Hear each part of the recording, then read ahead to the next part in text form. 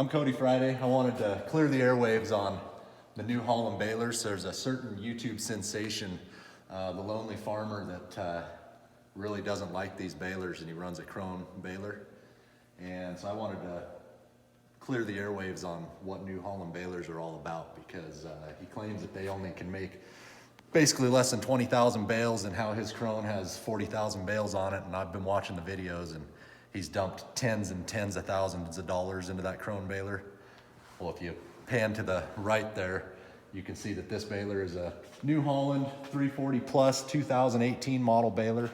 I bale a lot of hay. We're going into the 2020 season, and this baler's got 38,000 bales on it. Baler looks brand new. We go through it every year. If you look down, you can see I've replaced the stuffer brake. I usually replace the pressure plates as well, because they wear these deals out. They went to a single piece stuffer brake disc instead of the 3-piece like the old models had. And this has actually still got a lot of material on it for having 15,000 bales on it, because I replace these every year. So this has got pretty good life left in it, but we replace it anyways. I replace a lot of things every year, whether they're bad or not.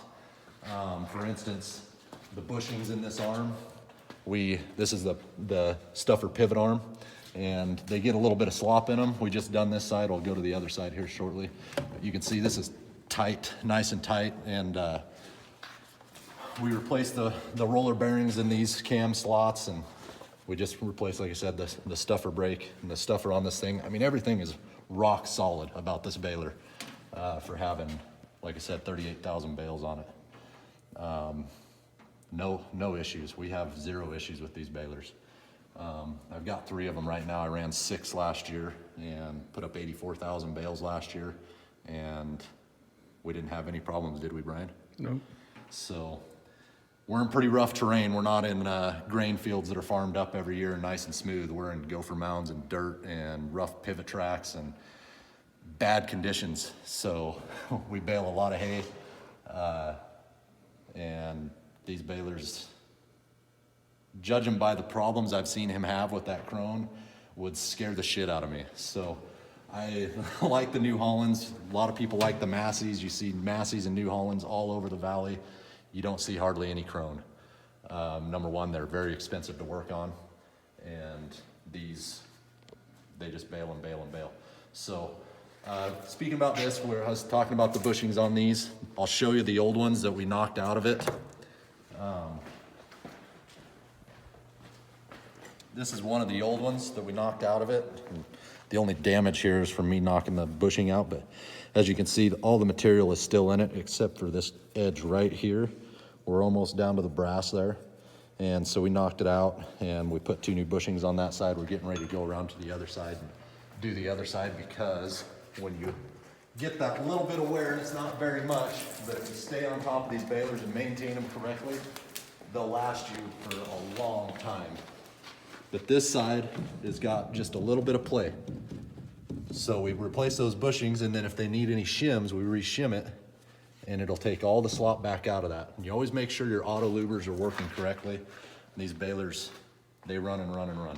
So a lot of people forget that this right here has main shaft that goes through here, 38,000 bales, no play. I've seen these go bad because people don't know where all the grease zerks are on them. You see you got timing marks. You got to roll the plunger around and line up all your timing marks, and you can get right in here, and there's a grease zerk back here that you grease. And you grease that every day, every 8 hours. So the only issue that I've had with this baler to speak of is we replaced this right here. New Holland had an update for this arm and all this linkage. And what happens is they start getting a little bit of slop in them down here. And you can see they wear this plate.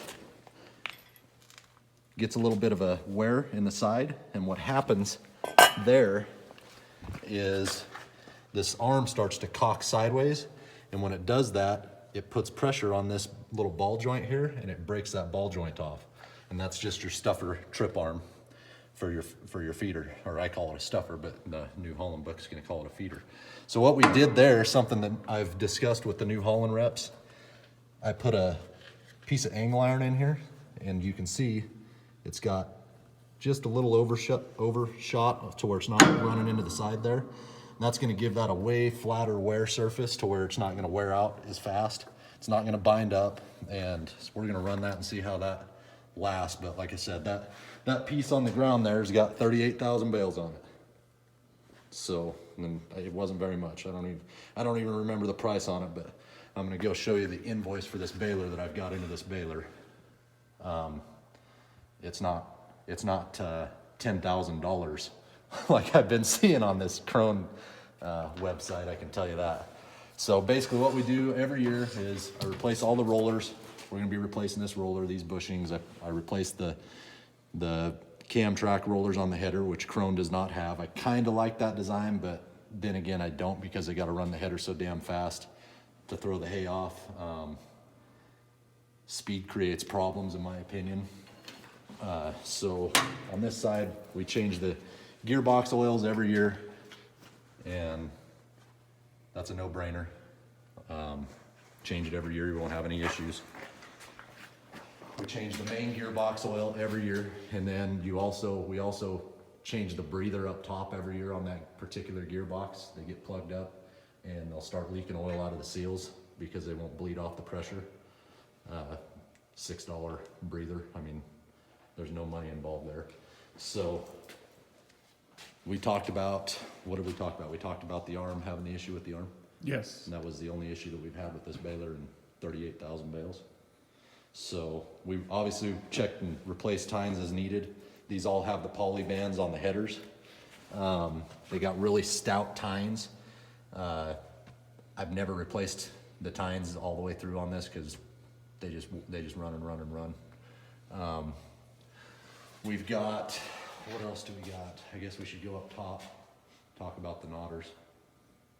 So we'll run up there and talk about that real quick.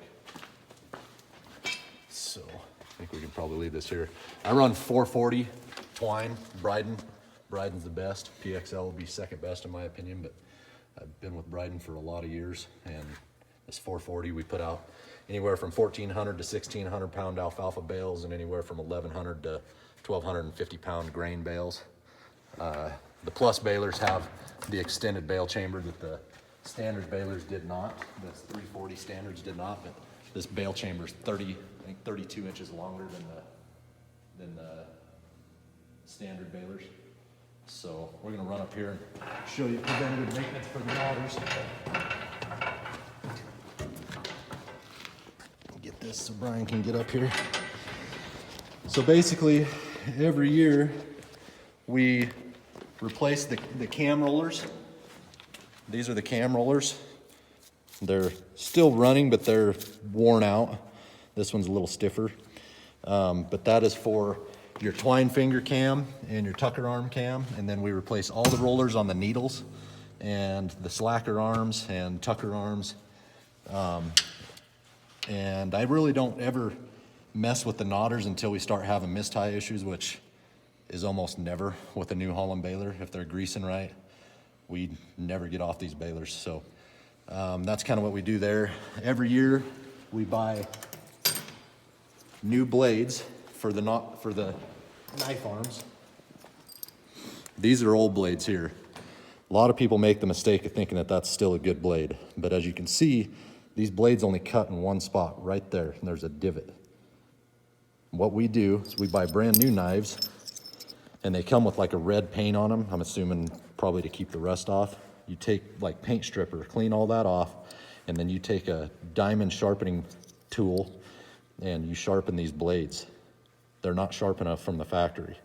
So we sharpen them and put them on. And if you just put them on with that red paint, they will work.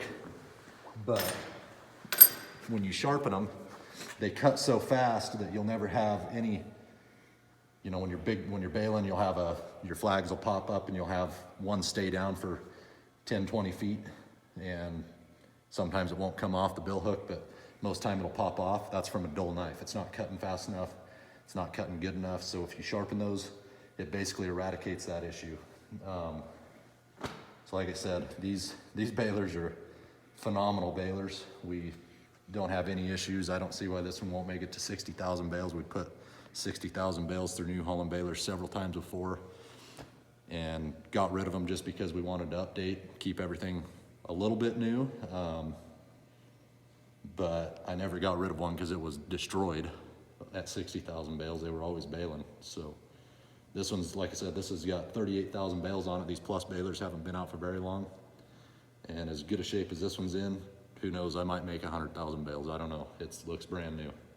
So they bale and bale and bale. But just wanted to clear the airwaves on that. I'm not bad mouthing the Krone baler, but they're way more expensive to work on. I don't think they're near the baler that this is. Let's go look at what I've got in this baler for money wise.